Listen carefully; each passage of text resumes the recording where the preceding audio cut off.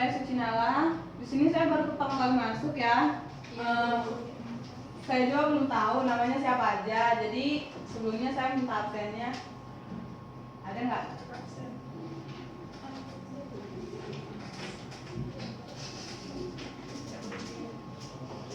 Di kelas ada berapa jumlah anaknya? 40. Banyak ya, lumayan. Luciana, Saya Bu. Ekis, Saya Bu. Lucy, Hadir. Renda, hadir. Irma, Dan Preti.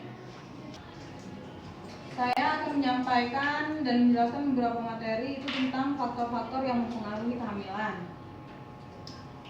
Kita langsung ke materi aja ya. Masa kehamilan dimulai dari konsepsi sampai lahirnya janin. Lamanya hamil itu normal mencapai 280 hari atau 40 minggu dan tidak lebih dari 43 minggu. Kehamilan yang sehat dan kondisi fisik yang aman serta keadaan emosi yang memuaskan baik itu bagi ibu atau janinnya adalah tujuan utama yang diharapkan dari asuhan kebidanan pada ibu hamil. Namun, di sini masih banyak yang belum diketahui oleh ibu-ibu hamil itu mengenai bagaimana cara agar kehamilannya itu berjalan dengan lancar dan faktor-faktor apa saja yang dapat mempengaruhi kehamilannya. Oke, ada pengertian kehamilan. Sebelumnya ada yang tahu kehamilan itu apa? Belum ada ya. Jadi kehamilan itu mulai dari ovulasi sampai fase selamanya 280 hari atau 40 minggu dan tidak lebih dari 300 hari atau 43 minggu. Nah, kehamilan itu dibagi menjadi 3. Yang pertama, trimester pertama itu dari 0 sampai 12 minggu. Trimester kedua itu 13 sampai 28 minggu dan yang trimester ketiga itu dari 29 sampai 42 minggu. Faktor fisik yang mempengaruhi kehamilan itu dibagi menjadi 3, yaitu status kesehatan. Status kesehatan itu kondisi kesehatan, bahwa kondisi kesehatan itu sangat penting dalam masa kehamilan, baik itu kondisi kesehatan yang lalu, sekarang ataupun dari riwayat keluarganya. Jadi kita sebagai seorang bidan, kita wajib mengetahui riwayat kesehatan si ibu tersebut. Apakah ia pernah mengalami penyakit yang sedikit berbahaya, contohnya seperti TBC atau hipertensi dan lain sebagainya. Nah, karena dari beberapa penyakit tersebut itu sangat berdampak buruk ya terhadap bayinya, bisa menjadikan bayi itu cacat bawaan dan lain sebagainya. Nah, selanjutnya itu anjurkan kepada si ibu untuk rutin memeriksakan kehamilannya di pelayanan kesehatan yang terdekat dari rumah. Contoh seperti BPM, puskesmas atau kalau bisa ke rumah sakit langsung ya. Nah, selanjutnya yang kedua itu ada status gizi. Nah, status gizi di sini seperti yang kita ketahui bahwa gizi itu adalah sumber dari nutrisi. Nah, gizi sangat berpengaruh selama masa kehamilan. Gizi merupakan sumber nutrisi bagi si ibu dan si bayi yang dikandungnya. Nah, jika si ibu mengalami kekurangan gizi, maka otomatis perkembangan dan pertumbuhan si bayi itu juga terhambat. Nah, bahkan si ibu yang mengalami kekurangan nutrisi itu dapat menyebabkan akibat yang buruk seperti keguguran, kematian bayi dalam kandungan, kemudian cacat bawaan dan juga BBLR. Nah, yang jelas kalau ibu hamil mengalami kekurangan nutrisi atau kekurangan gizi itu dapat berdampak anemia. Nah, anemia itu sendiri berarti dia dapat menghambat pertumbuhan pada janin ya. Karena apa? Karena suplai karena suplai darah yang mengantar oksigen juga makanan kepada si bayi itu terhambat. Selanjutnya ada gaya hidup. Kalau gaya hidup itu tergantung dari kehidupan sehari-hari si ibu. Dari mulai sebenarnya gaya hidup ini masuknya ke lingkungan, cuman ya saya terlanjur masukin ke faktor fisik, gak apa-apa ya.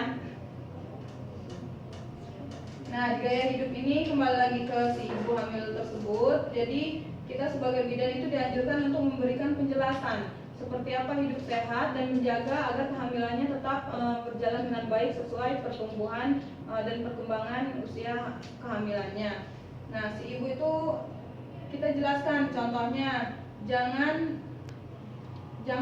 merokok, jangan meminum minuman yang beralkohol atau dan macam sebagainya, seperti itu ya. Kemudian yang kedua itu ada faktor psikologis. Nah, faktor psikologis ini dibagi menjadi dua, ada stresor dan dukungan keluarga. Stresor ini dibagi menjadi dua juga, ada internal dan eksternal. Nah, yang internal itu berasal dari diri ibu itu sendiri. Jadi bisa dari latar belakang si ibu atau kepribadian si ibu dan juga perubahan hormon yang terjadi selama masa kehamilan. Contoh, ibu yang hamil primi atau umurnya muda, dia sering sekali mengalami yang namanya tidak seimbang antara perasaan dan perilaku, sehingga si ibu sering menunjukkan kecemasan atau dia merasa ketakutan seperti apa persalinan yang akan dia hadapi nantinya. Nah, kemudian yang eksternal. Kalau yang eksternal ini itu berasal dari luar diri ibu ya, atau dari lingkungan sekitarnya. Nah, contoh dari stresor eksternal ini itu bisa didapat dari pengalaman ibu. Contohnya proses saat persalinan, seandainya ini kehamilan yang kedua. Nah, berarti si ibu pernah mengalami persalinan pertama kali ya. Nah, di situ kita tanya apakah pernah mengalami yang namanya trauma atau rasa takut di kehamilan atau di persalinan sebelumnya. Contoh seperti mau muntah tuh yang berlebihan sehingga meninggalkan trauma kan. Nah, yang membuat ibu menjadi stres sehingga menimbulkan emosi.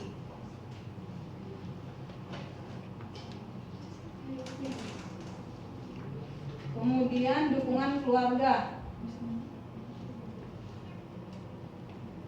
Keluarga itu mempunyai andil besar dalam masa kehamilan.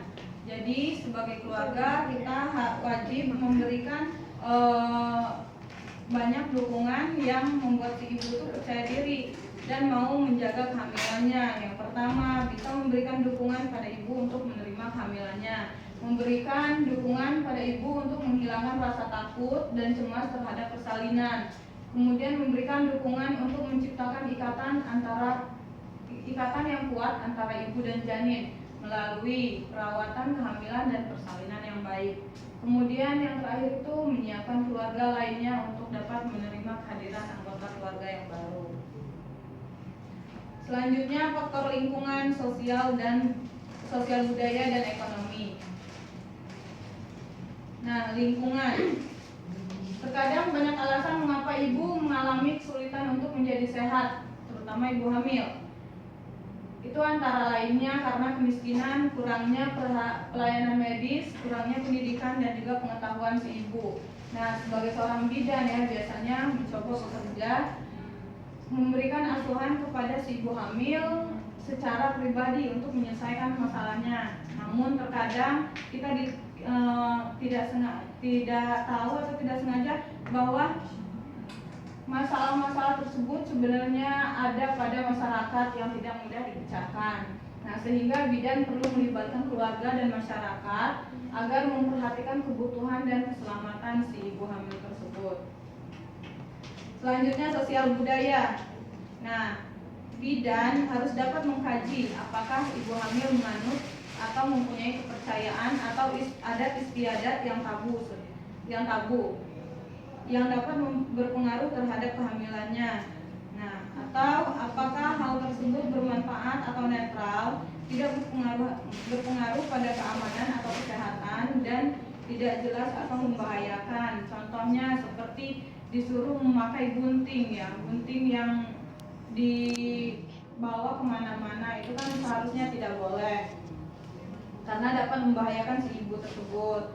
Kemudian dari segi nutrisinya, ada sih yang kebiasaan dari keluarga tidak diperbolehkan untuk makan ikan, makan telur atau lain sebagainya karena takutnya nanti anaknya amis apa gimana gitu.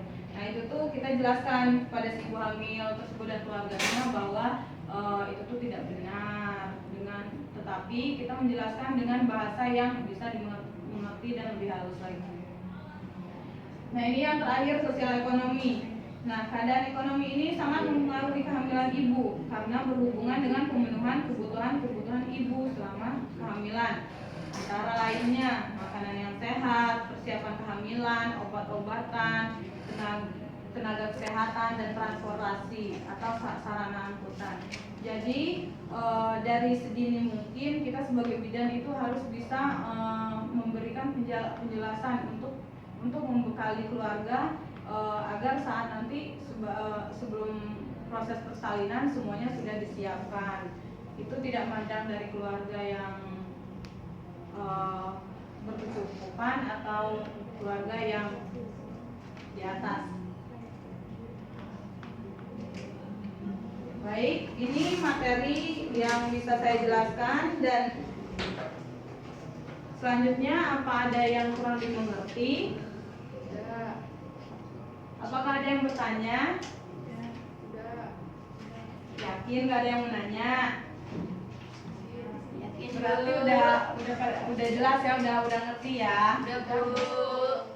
Ya sudah, baik, itu yang bisa saya sampaikan. Semoga apa yang saya sudah berikan bisa bermanfaat untuk kita semua.